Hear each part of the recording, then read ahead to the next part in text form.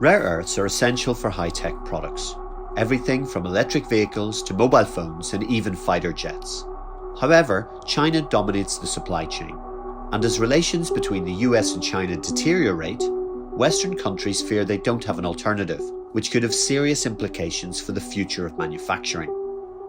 Rare earths are a group of 17 metallic elements with obscure names such as lanthanum and terbium. They are actually relatively plentiful in the Earth's crust.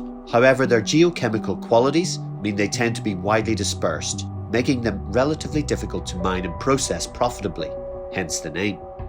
As a group, they tend to have high melting and boiling points, but it is when they react with other elements that they become really useful.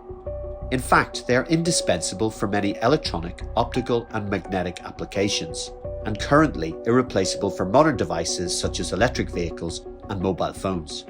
They are also vital for the defense industry. Half a century ago, the Mountain Pass mine in California was the world's leading source of rare earths. But a successful push by Beijing to become the global leader in the sector means it now produces about 80% of the world's rare earths. The sharp deterioration in relations between the US and China is fueling concerns that Beijing could cut off the supply. In July, China threatened to impose sanctions on Lockheed Martin, the biggest US arms manufacturer. This has prompted the US, Australia and the EU to step up efforts to create an alternative supply chain. Currently, there is just one major non-Chinese supplier of rare earths, Lynas, an Australian-listed company.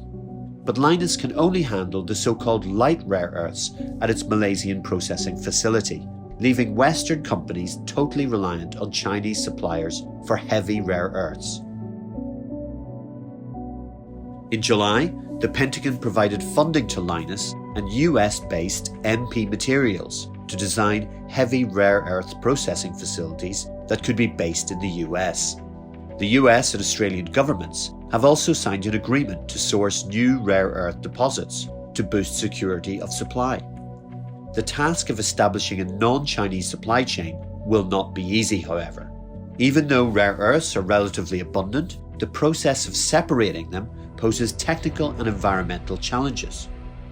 China's dominance of the market enables it to control prices and put pressure on challengers. Beijing's Made in China 2025 strategy is to create a vertically integrated supply chain that dominates mining, magnets and high-tech manufacturing, such as electric vehicles. But an increasing number of Western experts say this is exactly why the West needs to begin producing its own supply of rare earths, and also the high-performance magnets required to power the digital age. Otherwise, millions more high-tech jobs could migrate to China.